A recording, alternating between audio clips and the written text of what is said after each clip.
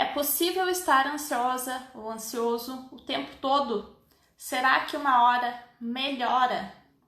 Então, a primeira coisa que a gente tem que diferenciar é sobre o que é uma crise de ansiedade, o que é uma ansiedade que eu sinto o dia inteiro, qual é a diferença, né? E o que a gente tem que entender? A ansiedade, ela é uma emoção normal. Todo mundo sente ansiedade, assim como todo mundo sente tristeza, assim como todo mundo sente alegria, assim como todo mundo sente raiva. Então, a gente veio com todas as emoções nesse corpinho, tá? Mas existe a ansiedade boa, digamos, vamos classificar assim, a ansiedade boa e a ansiedade ruim, tá? A ansiedade boa é aquela ansiedade que vai nos avisar quando tem uma situação desafiadora, quando tem um perigo, quando tem uma ameaça, para que eu possa fazer algo a respeito. Essa é a ansiedade boa, essa é a função da ansiedade. E a ansiedade ruim é quando a ansiedade passa do ponto, digamos assim. Então vamos pensar assim, que a ansiedade, vamos pensar que a ansiedade é como se fosse um alarme de uma casa, tá? Aí, quando esse alarme detecta que tem um perigo, um bandido, alguma coisa assim, esse alarme vai tocar. E se tem um bandido, a gente quer que o alarme toque, porque a função do alarme é esse, avisar se tem algum bandido. Então, o alarme tá ok. Só que às vezes o alarme acha que tem um bandido e não tem. Então, tocou, não era ninguém. Não sei se vocês já morei num bairro residencial que todas as casas tinham alarme. Aí, não tinha ladrão, não tinha nada, o alarme começava a tocar. Aí tocava o alarme, alguém ia desligar.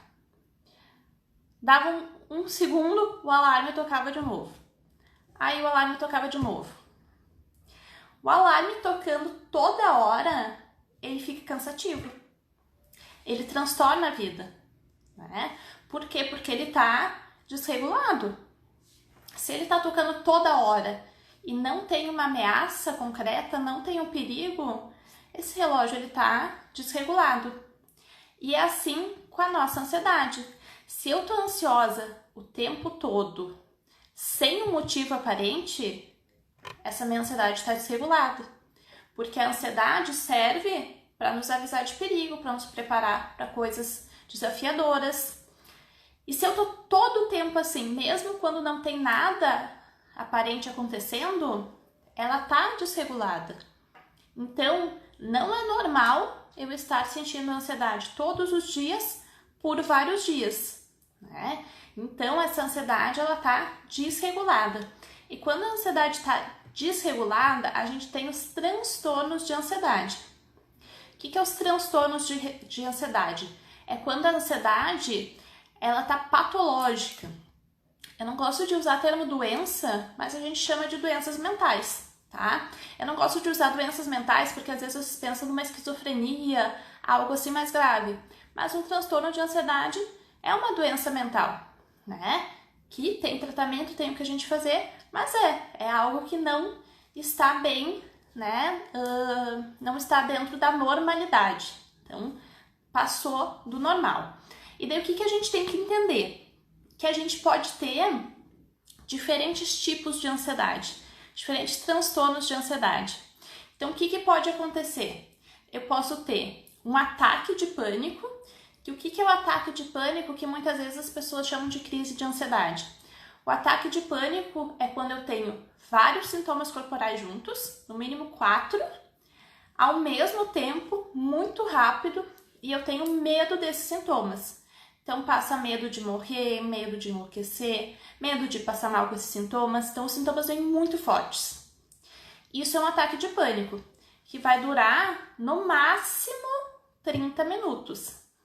Depois, ele passa, ainda fica uma sensação meio desconfortável, mas os sintomas mais fortes, eles passam, tá? Só que o que acontece? Tem pessoas que tem que a gente chama de ansiedade generalizada. Quem tem ansiedade generalizada costuma se queixar de estar ansioso constantemente. Porque a ansiedade generalizada faz a tua cabeça funcionar 24 horas por dia. pula de preocupação para preocupação para preocupação, e com isso tu te sente cansado, tu te sente tenso, tu pode sentir falta de ar também, só que menos do que num ataque de pânico. Tu também pode sentir o coração acelerado, só que menos também do que num ataque de pânico. Então, você também vai ter sintomas, tanto físicos como de pensamento. Pensamento não para. Então, quem diz eu tô ansiosa o tempo inteiro, provavelmente se encaixe numa ansiedade generalizada. Então, gente, o que eu queria dizer para vocês? Primeiro, pode estar ansioso o tempo todo? Pode, tá? Existe, tá? É normal no sentido de estar dentro da normalidade? Não é normal, tá? Você está com um problema a ser resolvido, que é a sua ansiedade. E o que acontece, gente? Que eu vejo muito acontecer com vocês. Que vocês ficam focando nos sintomas, que é normal, né? A gente focar nos sintomas, mas você não olha o que tá te causando ansiedade. Da onde que essa ansiedade surgiu? Ela brotou aí na tua vida do nada, né? Porque as pessoas falam, surgiu do nada a minha ansiedade. Do nada eu fiquei ansioso. Do nada a ansiedade surgiu na minha vida. E o fato é que nunca é do nada. A gente tem fatores genéticos que pode te deixar mais... pode aumentar a tua probabilidade de ter um transtorno de ansiedade. Temos fatores ambientais de criação que podem aumentar também a probabilidade. E temos situações ambientais atuais, né? Então, o que a gente tem que olhar? O que está acontecendo na minha vida hoje que está me causando ansiedade? É um relacionamento que não tá legal? É um trabalho que não tá legal? O estresse do dia a dia, né? A rotina tá muito estressante, tá muito pesada, tá? E daí o que a gente tem que ver, gente? A gente tem que pegar e fazer um mapeamento da nossa história e olhar assim, o que aconteceu no ambiente, tanto na minha infância como atualmente. O que aconteceu que pode estar trazendo essa ansiedade para minha vida hoje? E o que acontece, gente? Muitas vezes, quando tu teve algum familiar que faleceu ou teve muitas doenças na família, às vezes pode te trazer esses medos, porque lembrem que a ansiedade ela é adaptativa, então é adaptativo que teu cérebro guarde esse registro, porque foi uma coisa perigosa e tu tem que se proteger. Só que o que acontece? O nosso programa mental ele não foi atualizado para dizer assim, ok, aconteceu isso com ele, mas nós não estamos mais lá no tempo da caverna. A gente está num outro momento. Então, a gente não consegue pensar com a mente racional. A gente pensa com a mente da sobrevivência. Faz sentido para vocês? E a mente da sobrevivência fala. Se alguém morreu de infarto, de doença, você tem que se preocupar com isso. Você tem que ter medo disso. Porque se aconteceu com uma pessoa próxima de ti, pode acontecer contigo também. Então, a mente primitiva, ela fica te falando. Só que cabe a você trazer a mente racional, trazer a mente agora para o ano que nós estamos e falar: uma doença que acontecia lá naquele tempo é diferente de uma doença que acontece agora. Se aconteceu com uma pessoa próxima, não quer dizer que vai acontecer comigo. Olhar para os seus medos, porque a gente não olha para o medo, a gente fica olhando para o sintoma. Sintoma, sintoma, sintoma, tô sentindo ansiedade, tô sentindo ansiedade, tô sentindo ansiedade. Vocês mandam perguntas, 90% é sobre sintoma. Esse sintoma é da ansiedade, esse sintoma é da ansiedade, esse sintoma é da ansiedade, para confirmar que é ansiedade, para confirmar que não é outra doença. Só que no fundo vocês já sabem que é da ansiedade. Só que vocês não estão olhando o que está mais fundo. O que a tua ansiedade está querendo te dizer? Vamos descobrir o que a ansiedade está querendo me dizer. Qual é o medo? Qual é a situação desafiadora? O que você pensa sobre você mesmo que está te dando ansiedade? Então é essa reflexão que a gente tem que fazer. Porque se a gente não mudar os fatores ambientais ou os fatores, né, de pensamento que estão causando a nossa ansiedade, ela vai continuar ali. Não adianta a gente diminuir os sintomas e não mudar internamente. Pensamento não é realidade. Pensamento é um pensamento. Eu preciso repetir isso. Pensamento é um pensamento. Pensamento não é realidade. Não é porque eu penso que vai acontecer. Porque se você está todo o tempo pensando, eu vou ficar doente, só pode que eu tô com alguma coisa do coração. Tu tá constantemente ativado.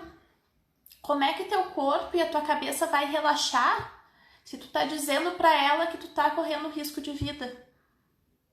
Como é que tua ansiedade vai fechar se tu tá constantemente mandando essa mensagem? Como é que a tua mente vai relaxar se você tá sobrecarregado no trabalho e tá constantemente pensando que não vai dar conta, que não vai dar tempo, que não vai conseguir? Tudo isso, gente, tá interligado. Anota aí, pega um caderninho, tá? O que vocês vão anotar?